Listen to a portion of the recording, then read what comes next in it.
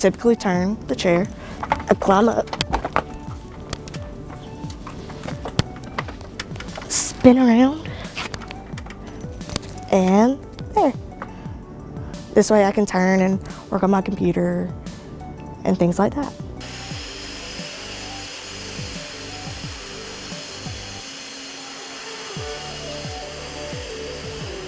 Due to my short stature, I'm not able to reach the floor with my feet, and they dangle and they'll go to sleep, and it's uncomfortable and it can cause pain.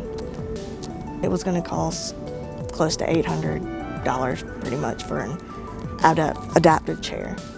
And we talked about Matt Freeman that spoke with at the Institute that year, and we thought about, well, we wonder if the welding class could spring up some idea about this.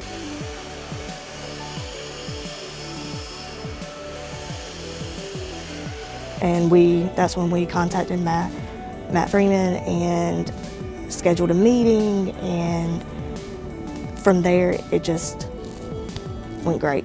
She needed to have something that would elevate her feet and keep her from having that pressure on her back all the time. So after they ordered a chair, they brought the chair to us. At that time, my students and I, we got in, we had this really cool meeting. I think we actually ate some pizza that day and just talked about what maybe would help. First, we went over and talked with the class about making adaptations for little people, and talked about how my feet do not reach, like I said, and we measured everything out. We talked about different ideas of how to go about making this foot apparatus. Miss Berry came by. We actually were able to measure her feet and where they were from the floor, and take pictures of those measurements. And then I just let all the students work together and design what they thought it should look like.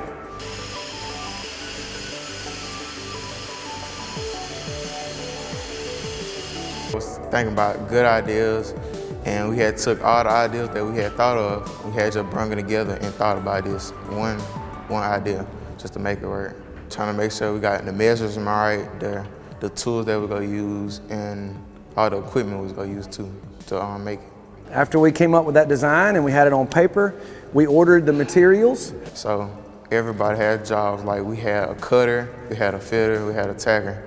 Then we end up welding welding the little pieces on that we had, welding them together and then bolting them onto the chair.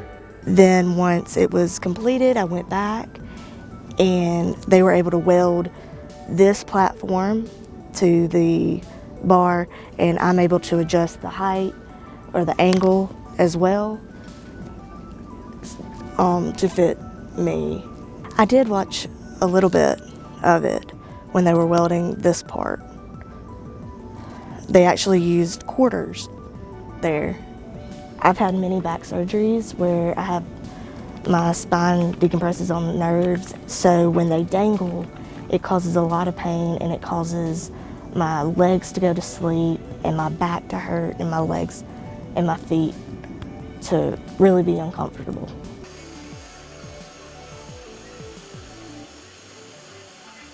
She really thanked me for having the opportunity to do this for her, because she thought it was real kind of us doing this for her and creative, because she thought it was nobody that could do it for her, so we end up, hooking her up. You could just tell he was touched by the moment. There's probably a million things he learned and soaked in just about giving to someone else. And that's really another important part of the project, is it's not always about us. It's not always about filling our bank account, but learning how to do something so we can have something to give other people. Oh, I was so excited. I ran around here bragging about it and texted my friends that are other dwarfs and family members and just other friends about how cool this is, that they were able to make it. To use this opportunity to give back to folks, and to show Tuscaloosa what we have been doing in here. We've been working hard, me and my teammates and the other people that have graduated too. I think they are amazing. They were very, very welcoming into learning about how to make this adaptation. They were very eager to learn, absorbed everything we talked about, and I think they're a great group of guys. Matt Freeman does a wonderful job with them, teaching them not only about welding, but about life.